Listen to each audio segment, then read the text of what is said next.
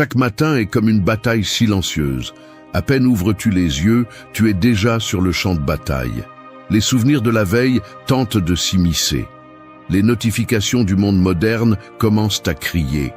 Les préoccupations que tu as laissées en suspens te poussent avant même que tu ne te lèves du lit.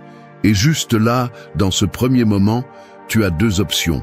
Prendre le contrôle ou te rendre sans t'en rendre compte. Donner ton énergie, ta clarté, ta volonté, sans avoir fait un seul pas. La plupart des gens ne choisissent pas, ils réagissent simplement. Ils se réveillent avec le téléphone à la main, vérifiant ce que les autres ont fait, laissant le monde entrer sans permission. Dès la première minute, ils sont déjà en retard. Ils éteignent déjà des feux. Ils sont déjà emportés par le bruit, par les exigences, par des émotions qu'ils ne comprennent même pas. Mais vivre ainsi n'est pas normal. C'est commun, oui, mais cela ne le rend pas correct, parce qu'il y a une autre façon de commencer la journée, et cela ne dépend pas du temps, du travail ou de ce que disent les autres. Cela dépend de toi, de ce que tu décides de faire avec tes premières minutes, tes premières pensées, ta première respiration. C'est là que tout commence. Je ne vais pas te parler avec des phrases creuses ou des promesses magiques. Je vais te dire la vérité, crûment si nécessaire. Si tu ne contrôles pas ton matin, tu ne contrôles pas ta vie. Et tu n'as pas besoin de le dire, ça se voit. Sur ton visage, dans ton énergie, dans tes décisions. C'est pourquoi tu as besoin de force mentale, tu as besoin de direction, tu as besoin d'habitudes qui éveillent quelque chose en toi, qui te rendent le pouvoir que tu as donné jour après jour. Le stoïcisme n'est pas seulement une philosophie à penser, c'est un outil pour vivre. Et ce que tu vas entendre maintenant, ce sont 8 leçons stoïciennes, applicables, directes, conçues pour t'aider à commencer la journée avec intention, avec concentration et avec un véritable pouvoir. 8 rappels pour que tu prennes les rênes, avant que le monde ne le fasse pour toi. Es-tu prêt à arrêter de vivre en automatique? Alors écoute attentivement. Parce que ce n'est pas une motivation passagère, c'est une façon de se réveiller. 1.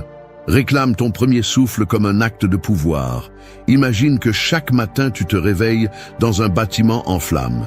Il n'y a pas de sirène, pas de cris, juste de la fumée invisible qui s'infiltre par les fissures de ton esprit. Cette fumée s'appelle distraction, anxiété, pensée répétitive, bruit du monde, attente des autres. Et le plus dangereux n'est pas que le bâtiment brûle, mais que tu te sois tellement habitué à la chaleur que tu ne la sens plus. Que tu ouvres les yeux et te laisses simplement consumer sans t'en rendre compte. C'est pourquoi le premier souffle compte, parce que c'est la porte de sortie. C'est ce moment où tu décides si tu continues en pilote automatique ou si tu prends le contrôle et romps avec cette routine de réagir sans penser. Réclamer ton premier souffle comme un acte de pouvoir signifie se réveiller avec conscience, pas avec peur. Cela signifie que la première pensée du jour n'est pas empruntée, n'est pas une notification, n'est pas une dette en suspens, elle est à toi. C'est l'encre avec laquelle tu affirmes que tu es vivant, que tu as le contrôle, que tu décides comment commence ton histoire aujourd'hui. La plupart des gens se réveillent pour courir. Ils ne savent même pas vers où, mais ils courent. Ils se réveillent avec l'esprit accéléré, avec l'énergie basse, avec la volonté rendue. Parce que dès la première seconde, ils sont connectés à l'extérieur, à ce que les autres veulent, à ce qu'ils ne peuvent pas contrôler. Et ainsi, au lieu de commencer la journée de l'intérieur, ils la commencent à partir du bruit. Ce n'est pas vivre, c'est survivre. Et personne ne construit une vie pleine en survivant au quotidien. C'est pourquoi le stoïcisme insiste sur la maîtrise intérieure. Parce que si tu ne contrôles pas ton esprit au réveil, tu es déjà en train de perdre. Peu importe ce que tu fais après, tu as mal commencé. Et ce qui commence mal finit généralement de la même façon ou pire. Mais cela peut être brisé. Pas avec des formules magiques, mais avec intention, avec pratique. Avec l'habitude consciente de t'arrêter, de respirer et de prendre ce premier instant comme sacré. Ce premier souffle n'est pas seulement de l'air, c'est une déclaration. C'est le moment où tu te dis « Je suis ici, éveillé, présent, et personne ne va me voler ma clarté ». Cela peut sembler insignifiant, mais cet acte symbolique est la graine de tout ce qui suit. Parce que si tu ne peux pas contrôler un souffle, comment vas-tu contrôler une conversation difficile, une émotion intense, une décision importante? La maîtrise commence par les petites choses. Et si tu le prends au sérieux, tu vas remarquer la différence. Il ne s'agit pas de méditer 1 heure, ni de répéter des affirmations vides. Il s'agit de t'arrêter, d'observer le silence, de te reconnaître. C'est une pause pour te rappeler que tu n'es pas tes tâches en attente, tes problèmes, ni tes peurs. Tu es la conscience qui peut les diriger, les affronter ou les laisser partir. Si ton premier acte au réveil est de respirer avec intention, tu es déjà en train de gagner. Tu ne fuis pas le jour, tu lui fais face. Tu ne réagis pas, tu choisis. Et cette différence est énorme, parce que ce n'est pas la même chose de vivre en réponse au chaos que de vivre avec direction. Le stoïcisme ne parle pas de contrôler absolument tout. Il parle de maîtriser la seule chose que tu peux vraiment gérer, ton esprit, tes actions, ton attitude. Et le premier souffle est le rappel de cela. Peu importe si tu as mal dormi, si la journée sera difficile ou si certaines choses ne se sont pas passées comme tu le voulais. Ce qui compte, c'est comment tu décides de commencer, parce que cette décision donne le ton à tout ce qui suit. Si tu veux construire une vie forte, claire, imparable, commence par faire de ton premier souffle un acte conscient, ferme, puissant. Parce que c'est là, dans ce petit instant, que commence le véritable contrôle. 2. Protège ton esprit de l'assaut matinal. Ton esprit au réveil est comme une forteresse avec les portes entr'ouvertes. Pendant les premières minutes de la journée, ce qui entre par ces portes va définir le ton de tes pensées, tes émotions et tes décisions. Et le problème est qu'aujourd'hui, ce ne sont pas des messagers de sagesse ou des idées inspirantes qui entrent, ce sont des voleurs, des assaillants déguisés en notifications, réseaux sociaux, nouvelles alarmantes, courriels urgents. Chacun vient avec sa propre charge d'anxiété, de comparaison, de pression et de bruit. Si tu ne fermes pas ces portes à temps, ils vont piller ton attention et te laisser sans clarté avant même de sortir du lit. C'est pourquoi ce point est vital. Ton esprit a besoin de protection. Et cette protection ne s'improvise pas, elle se travaille. La plupart des gens vivent comme si leur esprit était une décharge publique. Tout entre, tout reste. Rien n'est filtré. Et à la fin de la journée, ils se demandent pourquoi ils sont fatigués, irritables ou vides. La réponse est simple. Ils ont permis à n'importe quoi d'occuper de l'espace en eux. Surtout le matin, lorsque ton esprit est le plus réceptif, le plus influençable, le plus vulnérable. La première chose que tu consommes n'est pas seulement de l'information, c'est une direction. C'est comme te programmer avant de démarrer. Si la première chose que tu fais est de vérifier les réseaux sociaux, tu ne te divertis pas. Tu te programmes pour te comparer, te distraire et abandonner trop tôt. Si la première chose que tu fais est de lire des nouvelles négatives, tu ne t'informes pas. Tu te contamines émotionnellement, sans t'en rendre compte. Les stoïciens savaient que l'esprit est un champ qui doit être surveillé. Épictète disait que ce ne sont pas les choses qui nous dérangent, mais nos opinions à leur sujet. Mais que se passe-t-il si tu laisses d'autres personnes placer ces opinions dans ton esprit dès que tu te réveilles? Tu perds le contrôle dès la première minute. Tu cèdes ton pouvoir à l'extérieur. Protéger ton esprit signifie que tu choisis consciemment ce qui entre, quand cela entre et avec quelle intention. Il ne s'agit pas d'ignorer le monde, mais de te préparer d'abord à l'affronter depuis une position de force, pas de faiblesse. Commence par établir une règle de base. Pendant la première heure de la journée, ton esprit est un territoire sacré. On ne le touche pas. On ne l'envahit pas, on ne le remplit pas de déchets. Cette heure est pour toi, pour penser, pour réfléchir, pour décider qui tu vas être aujourd'hui. Tu peux l'utiliser pour lire quelque chose de court qui élève ta perspective, écrire une idée, remercier quelque chose de réel, ou simplement observer ta respiration et ta posture pendant que le monde crie dehors. Ce qui est important, ce n'est pas l'activité exacte, mais l'intention avec laquelle tu l'as fait. Parce que tu ne fuis pas le monde, tu construis un esprit capable de l'affronter avec clarté. Tu n'as pas besoin de te déconnecter de tout, tu as besoin de choisir à quoi te connecter en premier. Et la vérité est celle-ci, si tu laisses le chaos entrer dans ton esprit avant de le renforcer, il va te dominer toute la journée. Peu importe combien tu t'efforces ensuite, le désordre est déjà installé. Mais si tu protèges ton esprit dès le matin, tout change. Tes pensées ont une direction, tes émotions ont une racine, tes décisions ont du poids. Et cela se voit dans ton énergie, dans ton caractère, dans ta capacité à rester ferme quand tout bouge. Protéger ton esprit n'est pas une option, c'est une responsabilité. Si tu ne le fais pas, quelqu'un d'autre le fera, et ce ne sera pas pour t'aider. Le stoïcisme te rappelle que la liberté commence dans l'esprit. Et cette liberté se construit au quotidien, dans l'invisible, dans ces minutes où personne ne te regarde, mais où tu décides si tu vas être maître ou esclave de ce qui entre dans ta tête. Alors fais-le simplement, mais fais-le avec détermination. Avant de donner ton attention au monde, donne-toi un moment de clarté, parce que ce que tu laisses entrer dans ton esprit au réveil va rester avec toi toute la journée. 3. Donne une direction à ta journée avant que le monde ne le fasse pour toi. Se réveiller sans but est comme monter dans un train sans demander où il va. Tu t'assois, tu regardes par la fenêtre, et quand tu te rends compte que ce n'était pas la destination que tu voulais, il est déjà trop tard.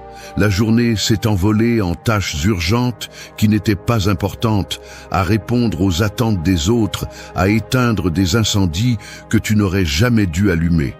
Le monde est plein de distractions déguisées en priorité. Si tu ne décides pas où tu vas, quelqu'un d'autre le fera pour toi. Et ils le feront sans te connaître, sans savoir ce qui t'importe, sans se soucier de ta tranquillité d'esprit ou de ta croissance personnelle. C'est pourquoi chaque matin, tu as besoin de fixer le cap avant de commencer à bouger, car bouger sans direction n'est pas avancer, c'est s'épuiser. La plupart des gens sont pris au piège dans un agenda qu'ils n'ont pas écrit. Ils se réveillent et réagissent à ce qui apparaît. Un message, un appel, une obligation de dernière minute. Et ils pensent qu'être occupé est la même chose qu'être productif. Mais ce n'est pas le cas. Être occupé sans direction ne fait que te sentir épuisé. Le stoïcisme ne parle pas de faire plus, il parle de faire ce qui est juste. Et ce qui est juste commence par savoir ce qui mérite ton attention aujourd'hui. Quelles décisions vont te rapprocher de ton but? Est-ce que tu peux laisser aller sans culpabilité? Parce que tout ce qui est urgent n'est pas important, et tout ce qui est important n'est pas urgent. Si tu ne sais pas les différencier, tu tomberas dans le piège de l'immédiat et tu oublieras l'essentiel. Donner une direction à ta journée ne signifie pas planifier chaque minute, cela signifie décider dès le départ quel type de personne tu vas être aujourd'hui. Vas-tu agir avec patience ou avec réactivité? Vas-tu tenir ta parole ou vas-tu te justifier encore une fois? Vas-tu te rapprocher de ta meilleure version ou rester en pilote automatique? Cette clarté se construit avec des questions réelles, avec une intention ferme. Tu n'as pas besoin d'avoir toutes les réponses, mais tu as besoin d'une boussole interne. Les stoïciens commençaient la journée par la réflexion, pas par l'anxiété. Ils se demandaient « Qu'est-ce que je peux attendre du monde aujourd'hui ? Quelle partie de moi ai-je besoin de renforcer pour ne pas me perdre dans l'extérieur ?» Ils ne le faisaient pas par tradition, ils le faisaient par nécessité, parce qu'ils savaient que sans direction, la vie devient une répétition sans sens. Un outil pratique est d'écrire 3 choses, ce que tu vas faire, comment tu vas le faire et pourquoi tu vas le faire. Pas plus. Pas de listes éternelles qui ne se réalisent pas. Juste 3 actes conscients qui te donnent un focus. Peut-être est-ce travailler avec discipline, parler avec respect ou dire ce que tu penses sans peur. L'important est que ce ne soit pas automatique, que ce soit intentionnel. Cette intention est ce qui sépare celui qui vit de celui qui survit. Et tu n'as pas besoin de motivation pour le faire, tu as besoin de décision. Décider que tu ne vas pas donner une autre journée à l'étranger, à l'inutile, à ce qui ne s'ajoute pas, parce que chaque jour qui passe sans but est un jour perdu. Et quand tu ajoutes beaucoup de jours perdus, tu finis par avoir une vie que tu ne reconnais pas comme la tienne. Si au réveil tu ne décides pas toi-même où va ton énergie, d'autres le feront. Et crois-moi, ils le feront en pensant à leurs bénéfices, pas à ton bien-être. Donne une direction à ta journée dès le matin, non pas pour tout contrôler, mais pour ne te laisser emporter par rien. Parce qu'une journée avec une direction n'est pas parfaite, mais elle est à toi. Et c'est déjà un gain. Le monde ne va pas cesser d'exiger, de pousser, de crier. Mais si tu sais déjà où tu vas, rien de tout cela ne te fera dévier de ton chemin. C'est la différence entre vivre avec intention et vivre par inertie. Et cette différence commence, toujours, le matin. 4. Choisis l'inconfort avant qu'il ne te choisisse. Imagine que tu te tiens devant une porte fermée. Derrière elle se trouve tout ce que tu désires, ta croissance, ta force, ta liberté. Mais la clé qui ouvre cette porte s'appelle l'inconfort. Et le plus curieux, c'est que si tu ne l'utilises pas de ton plein gré, la vie te la mettra de force dans la main. Parce que l'inconfort fait partie du jeu, tu ne peux pas y échapper. La différence est de savoir si tu l'affrontes volontairement ou si elle te surprend sans prévenir. Celui qui choisit l'inconfort de se lever tôt évite le désespoir d'arriver en retard. Celui qui choisit l'inconfort de dire la vérité évite la misère de vivre avec la culpabilité. Celui qui choisit l'inconfort de l'effort évite la souffrance de la stagnation. Tôt ou tard, la vie te fera payer le prix. La question est de savoir si tu vas le payer en versement conscient ou en coût que tu n'as pas vu venir. Le problème, c'est qu'on nous a appris à rechercher le confort comme s'il s'agissait d'un prix. Dormir 5 minutes de plus, éviter cette conversation inconfortable, repousser ce qui fait mal, s'anesthésier avec des distractions. Tout semble valable lorsque l'objectif est de se sentir mieux à court terme. Mais ce confort mal compris devient un piège lent, silencieux, destructeur. Parce qu'on ne le remarque pas le premier jour, ni le second, mais avec le temps, il te fait perdre le respect de toi-même. Tu sais que tu aurais pu faire plus, tu sais que tu avais le choix d'affronter, d'agir, de te lever, mais tu as choisi de rester immobile, et cela fait plus mal que n'importe quel effort. Le stoïcisme ne glorifie pas la souffrance, mais il honore le courage de faire ce qu'il faut, même si ce n'est pas agréable, le courage de marcher droit quand il est plus facile de se courber. Le courage de prendre des décisions difficiles, parce que tu sais que le confort d'aujourd'hui peut être la misère de demain. Et ce courage se cultive dans les petites choses, au quotidien. Tu n'as pas besoin de commencer par courir 10 kilomètres ou d'affronter tes plus grandes peurs. Il te suffit de prendre l'inconfort du jour et de le choisir avant qu'il ne te pousse. Cela peut être de soulever des poids, même si tu n'en as pas envie, de dire non quand ta voix tremble, d'écrire même si tu as l'impression que ça ne coule pas, de laisser ton téléphone quand l'addiction te demande plus. Chaque fois que tu choisis consciemment l'inconfort, quelque chose en toi se renforce. Ton caractère s'affine, ta volonté devient plus ferme, et le plus important, ton identité commence à changer. Parce que tu n'es pas ce que tu dis que tu vas faire, tu es ce que tu fais quand personne ne t'oblige. Et si tu fais ce qui est difficile quand tu pourrais choisir ce qui est facile, tu deviens quelqu'un en qui tu peux avoir confiance. C'est l'objectif, avoir confiance en toi. Savoir que peu importe ce qui arrive, tu seras là, ferme, faisant ce qui est nécessaire. L'inconfort ne disparaît pas, mais il change de forme. Au début, c'est une barrière, puis il devient un entraînement. Et une fois que tu as pris l'habitude de l'affronter, il cesse de te faire peur, non pas parce qu'il cesse de faire mal, mais parce que tu n'en as plus peur. Et ce moment, c'est la liberté. Parce que tu ne réagis plus à la douleur, tu l'utilises comme un outil. Tu diriges ta vie avec détermination, pas avec des excuses. Alors chaque matin, avant que le monde ne te pousse, pousse-toi toi-même. N'attends pas que la vie te force à bouger. Bouge les pièces toi-même. Accepte l'inconfort comme faisant partie du prix à payer pour une vie avec un but. Tu n'as pas besoin de souffrir tout le temps, mais tu as besoin d'arrêter de fuir chaque fois que quelque chose te met mal à l'aise. parce que celui qui fuit toujours l'inconfort finit par être pris au piège par lui, et celui qui l'affronte chaque jour finit par conquérir sa liberté. 5. Regarde la peur dans les yeux avant qu'elle n'apparaisse. La peur est comme une ombre qui marche derrière toi tout le temps. Elle ne crie pas, elle ne pousse pas, elle ne menace pas. Elle attend juste le moment parfait pour t'envelopper quand tu es faible, quand tu n'es pas préparé, quand tu baisses la garde.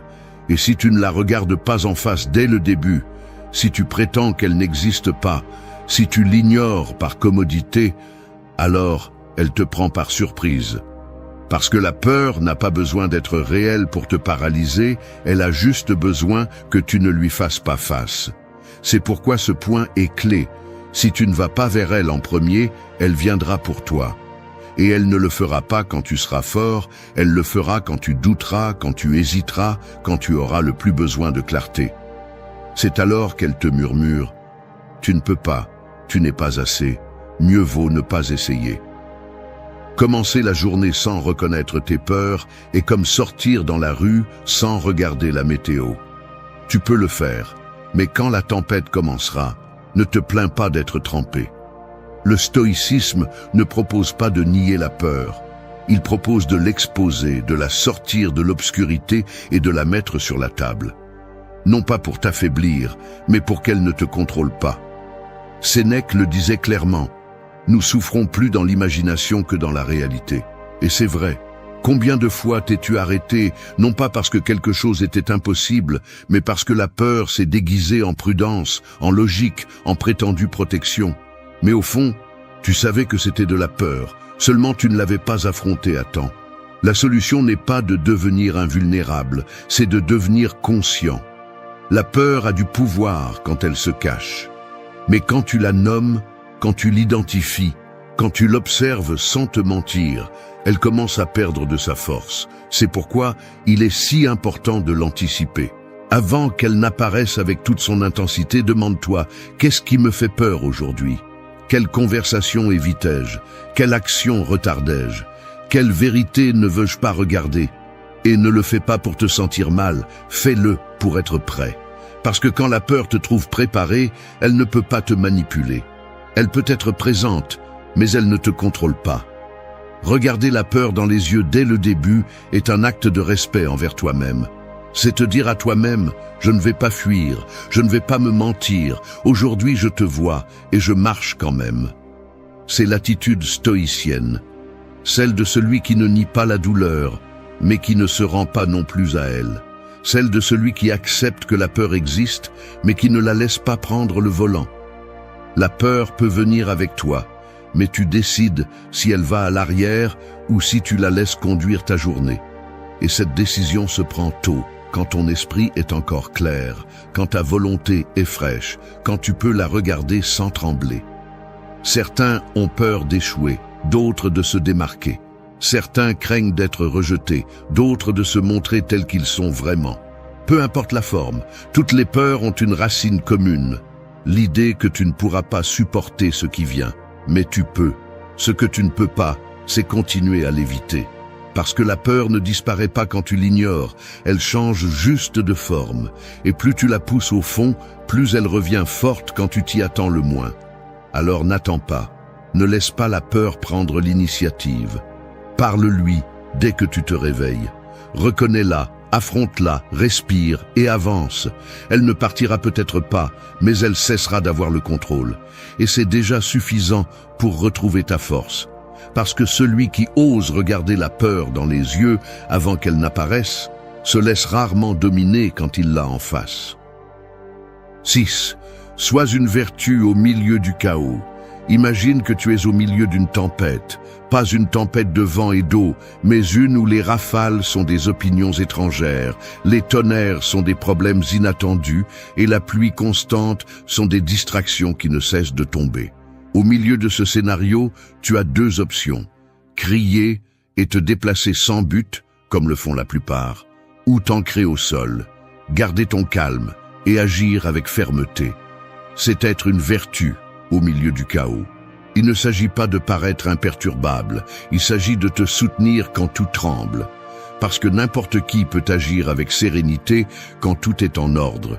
Mais peu sont ceux qui conservent leur caractère quand l'environnement s'effondre. Et ces quelques-uns sont ceux qui ont vraiment le contrôle. La vie moderne n'est pas tranquille. C'est un environnement agité, plein d'exigences, d'interruptions, de stimuli constants, de décisions qui ne donnent pas de répit. La pression vient de tous les côtés et arrive souvent juste quand tu t'y attends le moins. Tu ne peux pas éviter le chaos, mais tu peux décider comment y répondre. Le stoïcisme le rend clair. Tu ne contrôles pas ce qui se passe, mais tu contrôles comment tu agis face à cela. La vertu est ce guide interne qui te rappelle quel type de personne tu veux être, même quand tout autour semble t'inviter au contraire. Être une vertu au milieu du chaos, c'est choisir l'honnêteté quand mentir semble plus facile. Choisir la patience quand la colère brûle à l'intérieur. Choisir l'action correcte quand tout le monde fuit. Et cela ne se réalise pas avec de belles phrases ou des pensées positives. Cela se réalise avec une pratique quotidienne. Dès le moment où tu te réveilles, tu peux déjà décider si tu vas permettre que le bruit externe envahisse ton équilibre, ou si tu vas prendre soin de ton centre comme s'il était la chose la plus précieuse que tu possèdes. Parce que c'est le cas. Ton caractère est ta véritable richesse. Et il se mesure non pas par ce que tu fais quand tout va bien, mais par la façon dont tu réponds quand tout se complique. Tu peux perdre du temps, de l'argent, du confort, mais si tu perds ton intégrité, tu perds tout. Être une vertu au milieu du chaos signifie aussi ne pas te laisser contaminer par l'énergie toxique des autres. Quand l'environnement est plein de plaintes, d'agressivité ou de dramatisme, tu peux choisir de ne pas l'absorber. Tu n'es pas une éponge, tu es un rocher. Et les rochers ne s'adaptent pas à l'eau qui les entoure, ils résistent. Cela ne signifie pas devenir froid ou distant. Cela signifie avoir une clarté sur qui tu es et ce que tu défends. Cela signifie agir à partir de tes valeurs, pas à partir de tes émotions momentanées. Cela signifie te rappeler que même dans les moments les plus difficiles, tu peux encore choisir le respect, la responsabilité, la tempérance. Tout au long de la journée, le chaos va apparaître, sous la forme d'une dispute, d'un contretemps, d'une critique, d'une injustice, et tu n'auras pas toujours le contrôle de l'événement, mais tu auras le contrôle de ta réaction. C'est là que se définit ton pouvoir. C'est là que se forme ton caractère. Et si chaque fois que le monde se désordonne, tu décides de te tenir en ton centre, avec fermeté, avec dignité, alors tu pratiques la véritable force. Pas la force qui crie ou frappe, mais celle qui domine de l'intérieur. Tu n'as pas besoin d'un environnement parfait pour agir avec vertu. Tu as besoin de décision. Tu as besoin de te rappeler à toi-même que ton but n'est pas de gagner toutes les batailles, c'est de ne pas te perdre toi-même dans le processus. Que ton travail n'est pas de contrôler le vent, mais de maintenir fermement ton gouvernail. Parce que le chaos sera toujours là, aujourd'hui, demain, toujours. Mais tu peux être le point fixe au milieu du désordre. Tu peux être le calme qui ne se brise pas, la clarté qui ne s'éteint pas, la vertu qui ne se vend pas, quoi qu'il arrive. 7. Maîtrise l'impulsion et honore la pause. L'impulsion est comme un cheval sauvage qui, si tu ne prends pas les rênes à temps, t'entraîne sur des chemins que tu n'as pas choisis. Elle est rapide, intense, semble puissante, mais si tu la suis sans réfléchir, tu finis par tomber. Nous ressentons tous des impulsions, de répondre avec colère, d'agir sans réfléchir, de se rendre en plein effort, de dire quelque chose juste pour se sentir bien une seconde. Et en cette seconde, s'il n'y a pas de pause, s'il n'y a pas de conscience, tout peut s'effondrer. C'est pourquoi maîtriser l'impulsion est un acte de véritable force. Non pas la force brute qui réagit, mais la force intérieure qui sait attendre, respirer et choisir avec clarté. Honorer la pause n'est pas une faiblesse, c'est de la sagesse. C'est reconnaître que tout ce que nous ressentons ne doit pas se transformer en action. Qu'il y a du pouvoir à ne pas répondre immédiatement. Qu'il y a de la grandeur à s'arrêter, observer et décider avec intention. Nous vivons à une époque où l'immédiateté est la norme. Tout doit être rapide, tout doit se sentir bien maintenant. Tout doit être résolu sans inconfort. Mais cette urgence constante nous rend esclaves du moment. Elle nous fait agir par impulsion et regretter par la suite. Elle nous fait répondre à partir de l'émotion et non de la raison. Le stoïcisme enseigne que nous ne sommes pas ce que nous ressentons, nous sommes ce que nous décidons de faire avec ce que nous ressentons. Et pour bien décider, tu as besoin d'espace. Espace pour regarder l'émotion sans la transformer en ordre. Espace pour observer la pensée sans lui obéir automatiquement. Cet espace est la pause, et celui qui la maîtrise se maîtrise lui-même. L'impulsion veut crier quand quelqu'un t'offense, abandonner quand quelque chose coûte, attaquer quand tu te sens insécurisé, te justifier quand tu te trompes. Mais si chaque fois que tu ressens une impulsion, tu t'arrêtes, tu respires et tu te demandes « Est-ce que cela me rapproche de la personne que je veux être ?» Tu commences à transformer ta relation avec toi-même. Tu ne réagis pas, tu choisis. Tu n'exploses pas, tu gères. Tu ne fuis pas, tu fais face avec clarté. Cette pause ne dure pas des minutes, parfois ce ne sont que des secondes. Mais dans ces secondes, il y a une liberté immense. Parce que c'est là que tu cesses d'être la victime de ton état émotionnel et que tu deviens le maître de tes actes. Maîtriser l'impulsion ne signifie pas éteindre ce que tu ressens. Cela signifie le canaliser. Cela signifie comprendre que ressentir de la colère ne t'oblige pas à blesser, que ressentir de la peur ne t'oblige pas à fuir, que ressentir de l'anxiété ne t'oblige pas à agir immédiatement. Tu peux ressentir tout cela et pourtant garder le contrôle. C'est cela la maturité émotionnelle, c'est cela le caractère. Et cela s'entraîne tous les jours, dans les petits moments. Dans cette conversation tendue où tu décides de te taire 5 secondes de plus. Dans ce conflit où tu choisis de ne pas répondre au même niveau.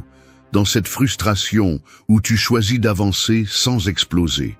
Honorer la pause implique aussi de respecter tes processus. Ne pas courir par anxiété. Ne pas exiger de résultats instantanés. Ne pas bouger simplement parce que tu ressens de la pression. Parfois, le pas le plus sage est de s'arrêter, de respirer et d'observer. Non pas parce que tu ne sais pas quoi faire, mais parce que tu sais qu'agir sans clarté peut avoir un prix élevé. La pause n'est pas une perte de temps, c'est un investissement dans des décisions plus fermes.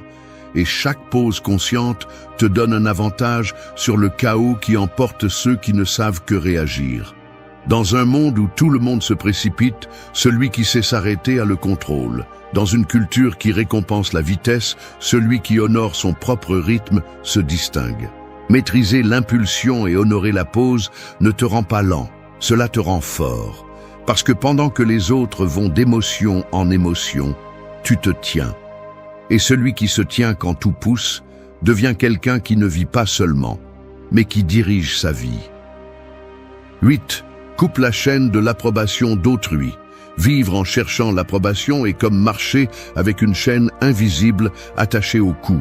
De l'autre côté, il n'y a pas une personne, il y en a 1000, chacune avec ses jugements, ses attentes, ses opinions. Et chaque fois que tu fais quelque chose juste pour plaire, chaque fois que tu tais ce que tu penses pour ne pas déranger, chaque fois que tu changes ton cap par peur de ce que diront les autres, cette chaîne se tend un peu plus.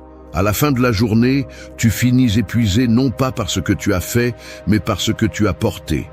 Tu n'as pas vécu ta vie, tu as vécu la version que les autres approuveraient. Et le pire, c'est que cette approbation ne dure jamais. Aujourd'hui tu l'as, demain tu ne l'as plus. Tu devras toujours donner plus, sacrifier plus, t'adapter plus. Jusqu'à ce qu'un jour, tu te regardes dans le miroir et que tu ne saches plus qui tu es vraiment. La philosophie stoïcienne enseigne que la seule opinion qui devrait compter est celle de ta conscience.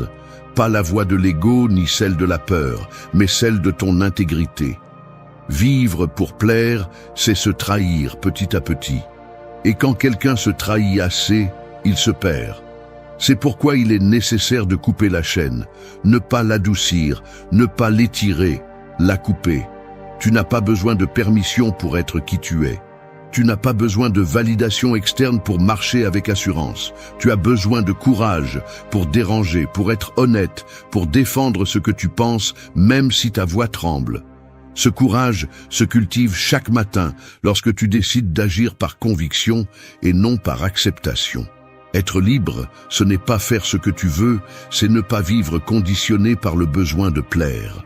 Tu n'as pas besoin de devenir indifférent ou rebelle sans cause, juste ferme. Savoir que si tes décisions sont alignées avec tes valeurs, tu fais déjà ce qui est juste, même si cela ne plaît pas à tout le monde. Parce que plaire à tout le monde n'a jamais été un signe de force, c'est un signe de peur. Et la peur de ne pas être accepté a détruit plus de rêves que l'échec lui-même. Alors aujourd'hui, respire, lâche prise, décide. Tu n'es pas ici pour remplir le scénario de quelqu'un d'autre. Tu es ici pour écrire le tien. Et cela commence quand tu coupes la chaîne et marches la tête haute, même si certains se détournent du chemin. Celui qui vit dans la vérité, tôt ou tard, trouve sa paix. Il n'y a pas d'arme plus tranchante que la langue. Il n'y a pas de prison plus subtile que les mots que l'on se répète chaque jour. Et il n'y a pas de liberté plus puissante que d'apprendre à se taire lorsque l'ego crie. Nous vivons à une époque où tout le monde veut parler, donner son avis, réagir, où le bruit vaut plus que la réflexion, où nous confondons expression et sagesse et croyons que parler beaucoup est synonyme de savoir beaucoup. Mais ce n'est pas le cas. Et plus tôt vous le comprendrez, plus tôt vous arrêterez de vous saboter avec votre propre voix. Cette vidéo n'est pas pour les gens fragiles. Elle est pour ceux qui sont prêts à se regarder avec crudité et à assumer la responsabilité de leur esprit, de leurs mots et de leur silence. Car le langage n'est pas seulement communication, c'est direction. Ce que vous dites façonne ce que vous faites, et ce que vous taisez révèle en qui vous vous transformez. Les stoïciens le savaient. Il ne s'agit pas de réprimer, il s'agit de maîtriser. Il ne s'agit pas d'exploser, mais de choisir intelligemment le moment et la forme. Le langage peut être un médicament ou un poison. Et le pire, c'est que la plupart des gens ne se rendent pas compte qu'ils se empoisonnent chaque jour, en se parlant mal, en agissant impulsivement, en laissant l'émotion prendre le contrôle. Dans ce parcours, nous allons parler de cela. De comment utiliser le langage comme un outil, non comme un piège, de comment le silence n'est pas lâcheté, mais stratégie, et de comment apprendre à vous contrôler, à écouter plus que vous ne parlez, à réfléchir avant de lâcher la première chose qui vous vient à l'esprit, peut tout changer. Ceci est pour vous si vous en avez marre d'être votre propre ennemi. Si vous sentez que vos mots vous trahissent, que vos réactions vous dominent, que votre esprit est une tempête sans pause, il y a une issue, et elle commence par la façon dont vous décidez de vous parler, de vous taire et d'agir. 1. Garde le silence lorsque le brouillard embrouille ton esprit. L'esprit confus est comme un champ de bataille couvert d'un épais brouillard. On ne voit pas l'ennemi, on ne reconnaît pas les sorties, il n'y a pas de clarté pour attaquer ou pour se défendre. Et pourtant, il y a ceux qui, dans cet état, se lancent dans la bataille les yeux fermés, criant des ordres sans savoir à qui ils sont destinés, frappant l'air, tirant sur des alliés. C'est ce qui se passe lorsque tu agis ou parles à partir de la confusion, lorsque tu ne peux pas penser clairement et que, malgré tout, tu te permets de lâcher des mots que tu ne pourras pas reprendre plus tard. Il y a des moments où le plus courageux n'est pas de parler, c'est de se taire, non pas par lâcheté, non pas par répression, mais par stratégie, parce que tu sais que tu n'es pas en mesure de voir avec précision et que tout mouvement peut être une erreur coûteuse. Si ton esprit est envahi par la peur, la colère, l'anxiété ou la frustration, il est fort probable que ta voix soit le reflet de cette distorsion. Et si tu parles à partir de là, tu vas agrandir le problème, pas le résoudre. Le silence, lorsqu'il y a une tempête interne, est une marque de pouvoir. Ce n'est pas une faiblesse, c'est la maîtrise de soi. C'est savoir que l'on n'est pas son émotion, que l'on ne doit pas répondre à chaque stimulus comme s'il s'agissait d'une menace, que l'on ne peut pas faire confiance à ce que l'on pense ou ressent lorsque tout est embrouillé. C'est accepter que ce n'est pas toujours le moment de réagir et que garder le silence est une façon de se protéger, pas de se rendre. La psychologie le confirme. Les émotions intenses activent des régions du cerveau associées à la survie, pas à la logique. Dans ces moments, le jugement est embrouillé, la perception est déformée et la capacité de prendre des décisions rationnelles diminue. Si tu sais cela et que malgré tout, tu te laisses emporter par l'impulsion, tu choisis de perdre. En revanche, si tu attends, si tu respires, si tu décides de ne pas agir jusqu'à ce que la marée baisse, tu vas utiliser le langage stoïcien de la sagesse, la retenue. Épictète disait que nous ne sommes pas perturbés par les choses, mais par l'opinion que nous avons d'elles. Mais si ton opinion naît d'une émotion qui te consume, alors tu ne vois pas la réalité, tu vois ta distorsion. Dans cet état, parler est dangereux, réagir est dangereux, parce que l'émotion veut toujours se décharger, et si tu ne la maîtrises pas, tu finiras par blesser les autres ou toi-même, et cela s'entraîne. Ce n'est pas qu'un jour tu vas simplement arrêter d'exploser, cela se pratique. Chaque fois que tu sens que tu es sur le point de perdre le contrôle, mais que tu choisis de ne pas répondre, tu renforces cette partie de toi qui observe, qui décide, qui dirige. Chaque fois que tu choisis de te taire plutôt que de dire quelque chose qui ne fera qu'aggraver la situation, tu montres que tu n'es plus un esclave de ton émotion, que tu commences à prendre le contrôle de ton caractère. Se taire n'est pas fuir, c'est attendre le moment juste. C'est choisir quand et comment utiliser tes mots pour qu'ils construisent plutôt que de détruire. Parce que chaque fois que tu parles à partir du brouillard, tu peux finir par casser des choses que tu ne sauras pas comment réparer plus tard.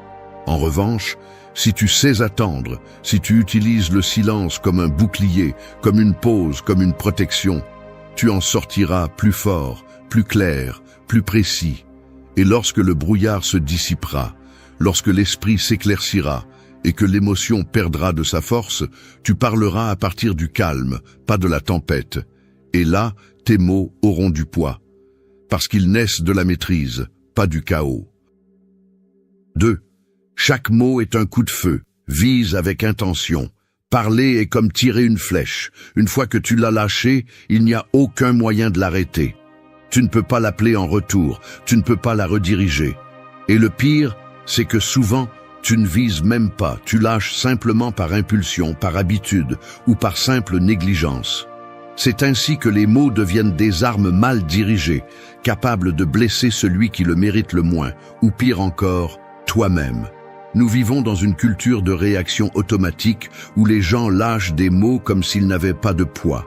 Ils répondent sans réfléchir, critiquent sans savoir, promettent sans intention de tenir. Mais chaque mot que tu dis laisse une marque, il crée une impression, il construit ou détruit. Et même si cela peut sembler exagéré, ce qui sort de ta bouche révèle avec une brutalité claire le type d'esprit que tu as. Il ne s'agit pas de parler joliment, il s'agit de parler avec un but. Le langage n'est pas une décoration, c'est une direction. Chaque phrase est une déclaration d'intention. Chaque commentaire est une flèche qui peut aller droit à la vérité ou se perdre dans le chaos. Et si tu n'apprends pas à choisir tes mots avec précision, tu finiras par vivre les conséquences de ta négligence.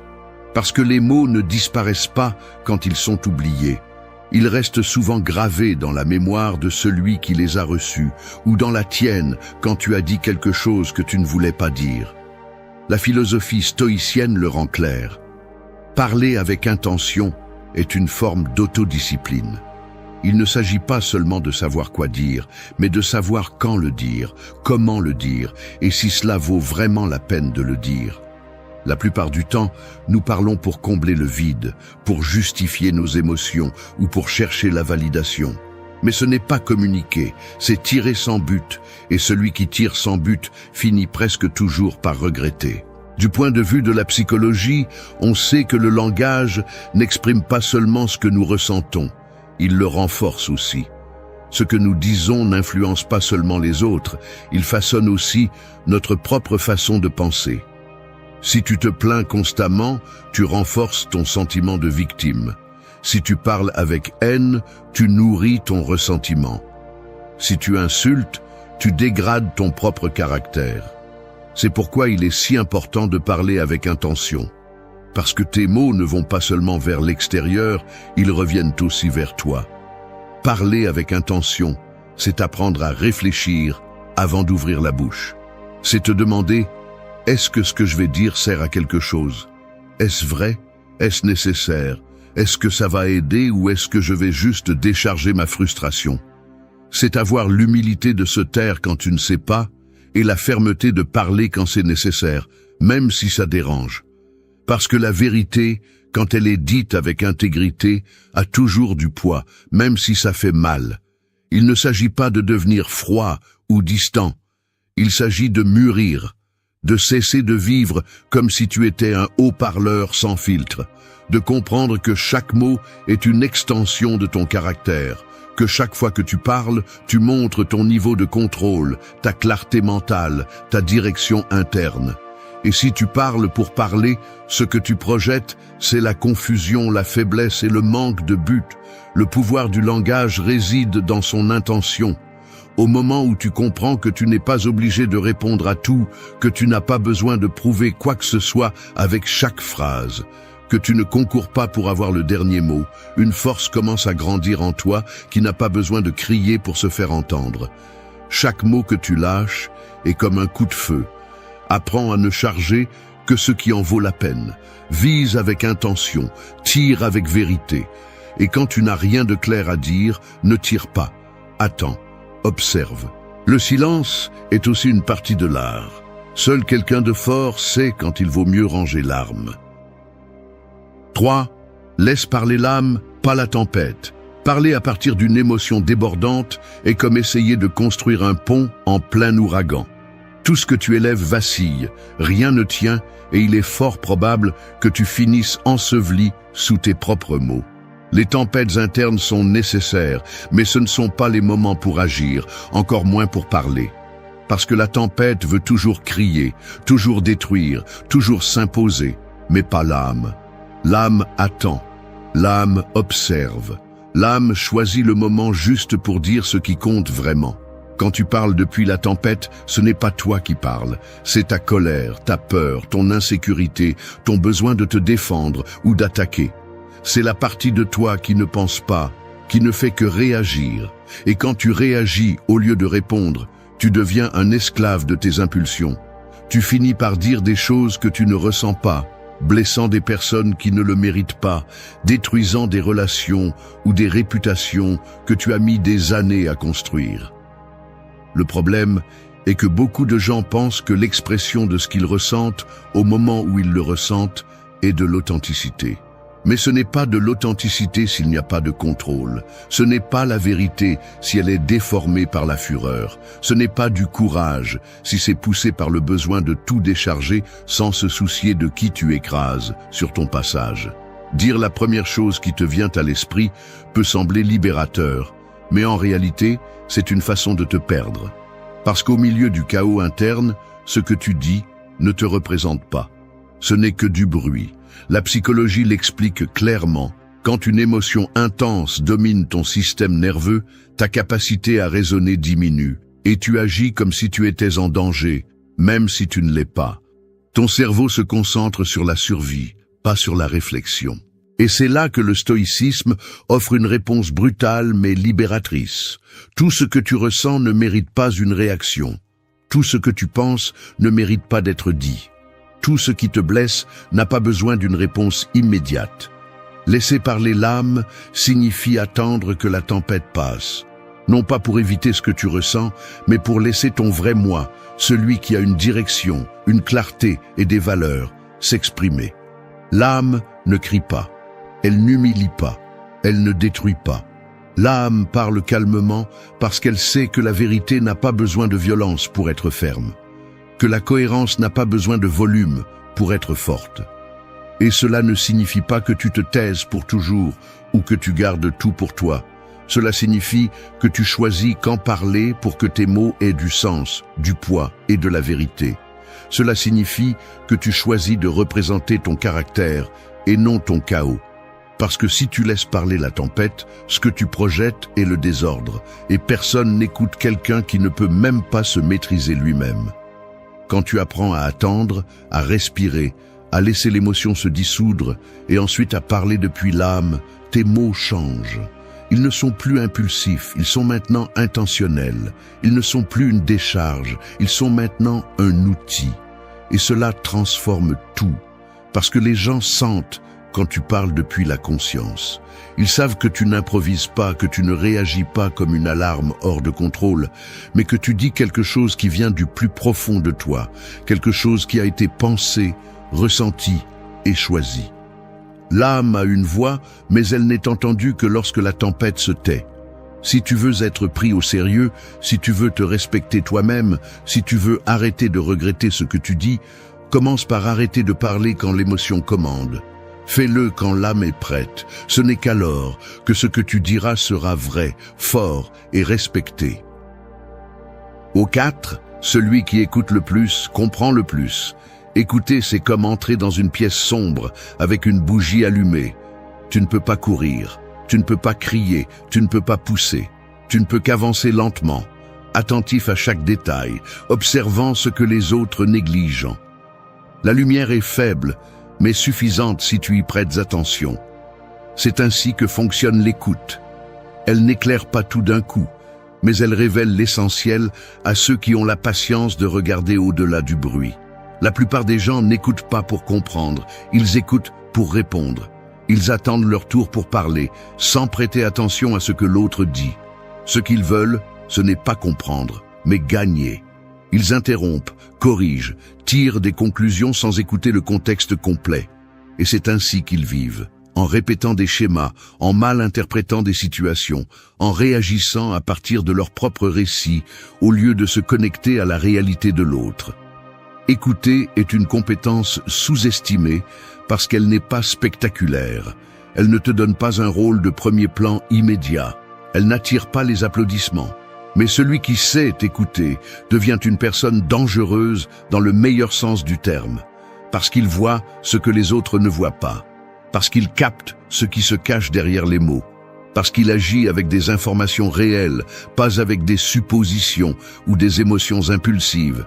La psychologie nous apprend que l'écoute active des zones du cerveau liées à l'empathie et à la compréhension profonde. Lorsque tu prêtes vraiment attention, ton esprit cesse de se concentrer sur la défense et commence à traiter plus précisément ce qui se passe. Et cela réduit le conflit, améliore la communication et renforce la prise de décision. Tu n'as pas besoin d'être le plus intelligent, tu as besoin d'être celui qui écoute le mieux. Parce que comprendre avant de parler est un avantage stratégique brutal. Pour les stoïciens, écouter était un acte de vertu. Sénèque disait qu'il vaut mieux savoir se taire et observer que de lancer des mots sans contrôle. Non pas parce que parler est mauvais, mais parce que le faire sans comprendre est comme tirer à l'aveuglette. Et c'est ainsi que beaucoup de gens vivent en lançant des mots depuis leur douleur sans avoir compris ce qui se passe vraiment. Écouter davantage implique également un contrôle émotionnel, car pour écouter, tu dois faire taire le bruit intérieur, ton ego, ton désir d'avoir raison, ton anxiété à répondre, ton besoin d'être validé. Et cela fait mal, parce qu'écouter t'oblige à sortir de ton centre et à regarder l'autre, non pas dans une perspective de compétition, mais dans une perspective de conscience, à partir de la possibilité d'apprendre, même si tu n'es pas d'accord, à partir de la maturité de savoir que tu n'as pas toujours à donner ton avis.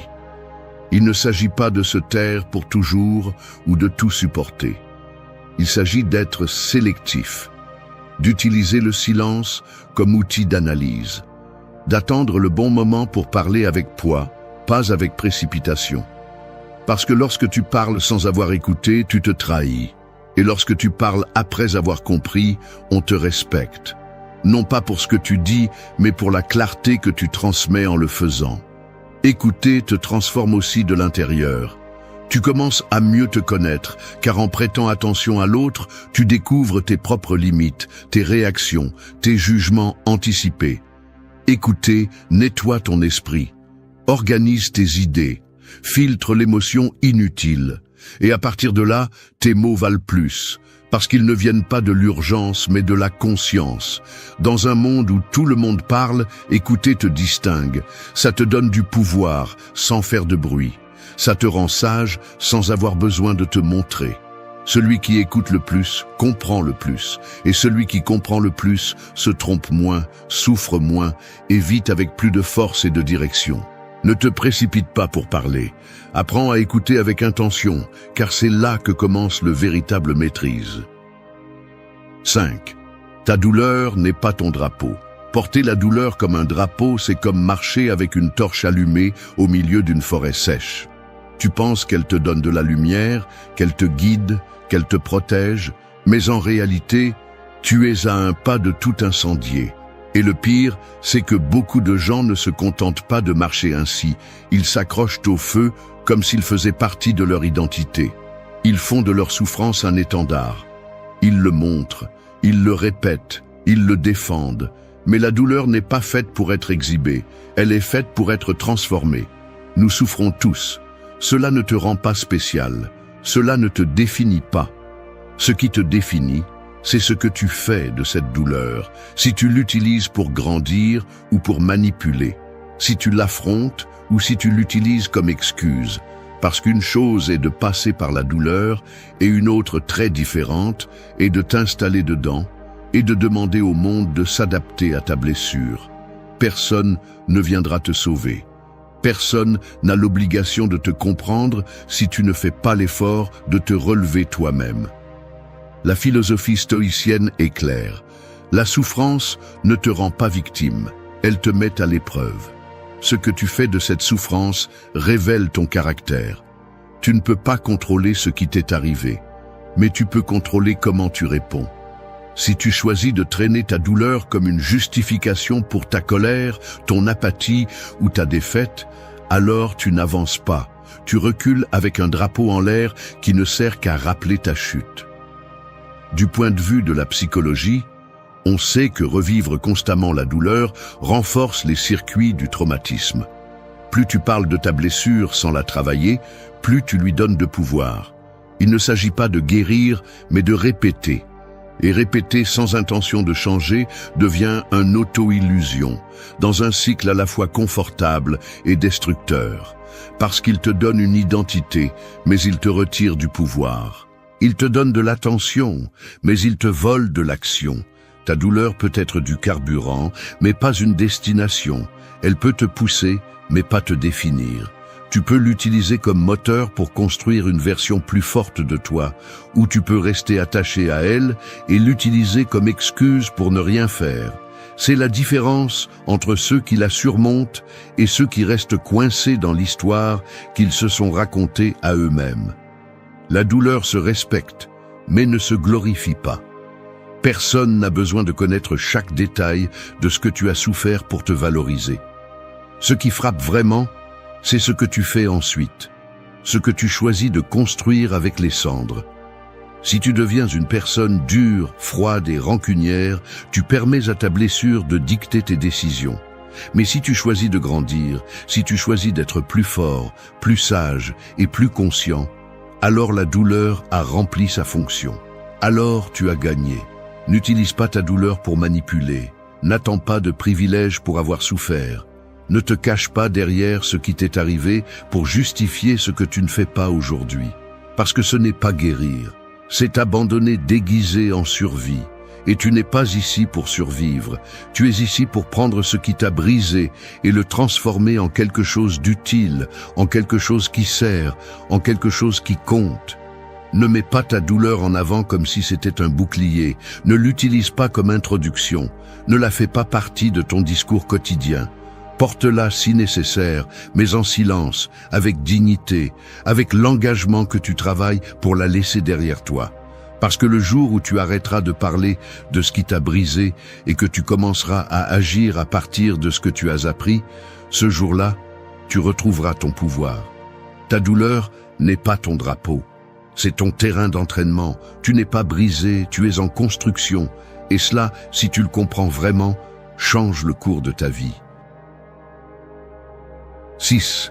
La langue empoisonnée se retourne contre celui qui l'utilise. Parler avec du poison, c'est comme boire de la coupe avant de l'offrir à quelqu'un d'autre.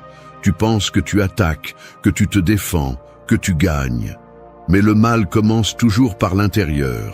Car les mots que tu lances avec colère, ressentiment ou mépris ne blessent pas seulement celui qui les reçoit, ils te contaminent aussi.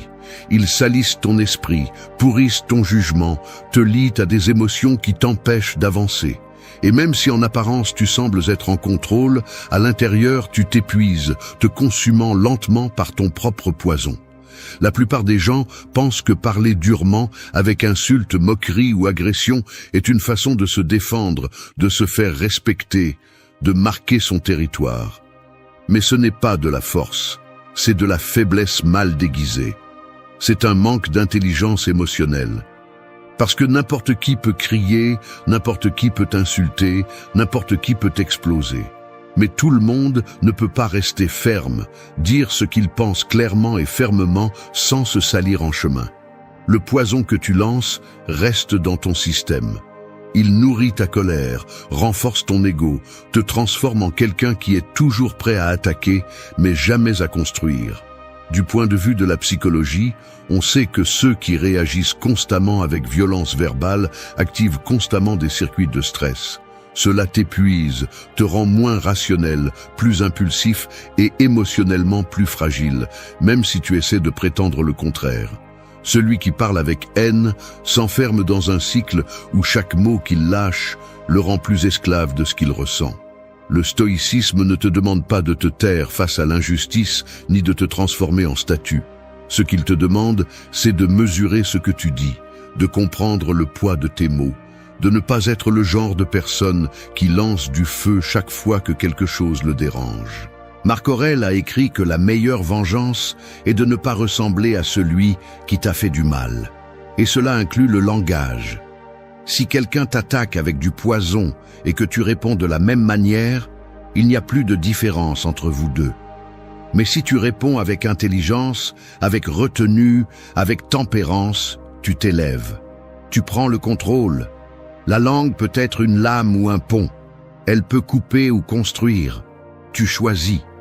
Mais tu dois savoir que chaque mot qui sort avec haine laisse aussi des cicatrices en toi. Parce que ton esprit enregistre comment tu parles. Si tu insultes, tu t'y habitues. Si tu humilies, tu le normalises. Si tu cries, tu le répètes. Et tout cela fait partie de ton caractère. La façon dont tu parles crée la personne en laquelle tu te transformes. Il ne s'agit pas de parler doucement ou d'être soumis. Il s'agit d'être précis, de ne pas te laisser emporter par la colère, d'avoir le courage de choisir tes mots même si tu es en colère, parce que ce n'est pas de la faiblesse, c'est du vrai pouvoir. C'est savoir que l'autocontrôle n'est pas de la répression, c'est de l'intelligence, et que le respect ne s'impose pas en criant plus fort, mais en démontrant que tu n'as pas besoin de te rabaisser pour être entendu. Chaque fois que tu vas répondre avec du poison, arrête-toi. Demande-toi si ce mot va te rapprocher de ce que tu veux atteindre ou s'il va simplement soulager ta frustration. Demande-toi si tu réagis comme quelqu'un qui construit ou comme quelqu'un qui se sabote. Parce qu'une langue empoisonnée ne détruit pas seulement des relations. Elle détruit aussi ta paix, ton focus, ton énergie. Garde ta bouche comme si c'était une arme chargée. Ne tire pas sans réfléchir. Ne parle pas seulement pour blesser. Ne deviens pas le genre de personne qui se nourrit de son propre poison. La langue empoisonnée revient toujours, et quand elle le fait, elle est beaucoup plus cruelle avec toi qu'avec n'importe qui d'autre. 7. Ce que tu te dis en secret te construit ou te brise. L'esprit est comme une maison sans fenêtre. Personne ne voit ce qui se passe à l'intérieur, mais tout ce qui s'y passe détermine comment on le voit de l'extérieur. Et ce que tu te répètes dans cette obscurité encore et encore devient les fondations ou les fissures de tout ce que tu construis dans la vie. Les mots que tu utilises avec toi-même, ceux que personne n'entend, sont ceux qui ont le plus de pouvoir. Parce qu'ils sont ceux qui restent, ceux qui définissent ton identité, ceux qui te programment sans que tu t'en rendes compte. Ce que tu te dis quand tu échoues, quand tu ne peux plus, quand tu te regardes dans le miroir, quand tu es seul et qu'il n'y a rien à feindre, cela a plus d'impact que toute critique externe. Tu peux sembler fort aux yeux des autres, tu peux avoir une image solide, tu peux convaincre tout le monde, mais si dans ton dialogue interne, tu te traites comme un ennemi, tu es perdu. Personne ne survit longtemps avec une voix intérieure qui le sabote à chaque pas. Il y a ceux qui s'insultent de l'intérieur et se demandent ensuite pourquoi ils n'ont pas confiance en eux. Il y a ceux qui se répètent qu'ils ne peuvent pas, qu'ils ne valent rien, qu'ils ne méritent pas, et qui sont ensuite surpris lorsque leur vie s'effondre. Ce n'est pas une coïncidence. Les mots sont des ordres pour l'esprit. Et si tu te nourris de phrases destructrices, tu programmes ton propre échec. Peu importe ce que tu dis à voix haute, si à l'intérieur tu te brises à chaque pensée. La psychologie a démontré que le dialogue interne négatif a des effets concrets sur le comportement, la santé mentale, la prise de décision. Ce n'est pas une question symbolique, c'est réel. Si tu te parles constamment comme un perdant, tu te comportes comme tel. Si tu te répètes que tu vas échouer, tu commences à agir de manière à le confirmer. Ce n'est pas de la magie, c'est de la cohérence entre ce que tu penses, ressens et fais. Et si tu ne corriges pas ce que tu te dis en secret, aucune affirmation publique ne te sauvera. Les stoïciens enseignaient à observer la pensée avec clarté, à examiner ce que tu te répètes avant de l'accepter comme vérité. Parce que tout ce que tu penses n'est pas vrai. Toute émotion ne mérite pas d'être obéie. Toute idée qui apparaît dans ton esprit ne te représente pas. Tu dois filtrer, questionner, rediriger. Tu ne peux pas laisser ta vie entre les mains d'une voix qui te répète les erreurs du passé ou les peurs qui ne se sont pas encore produites. Tu dois entraîner cette voix, la modeler, la transformer en ton allié. Et il ne s'agit pas de te mentir, ni de répéter des phrases vides devant le miroir, comme si cela changeait ta réalité. Il s'agit de te parler avec vérité, mais aussi avec respect. De te dire ce que tu as besoin d'entendre pour avancer, pas ce que ta partie la plus faible veut pour abandonner. D'être ferme avec toi-même, mais pas cruel. De te demander, mais sans te détruire. Parce que tu peux te discipliner sans te maltraiter. Tu peux te corriger sans t'annuler. La voix avec laquelle tu te parles est la voix que tu utilises pour affronter le monde.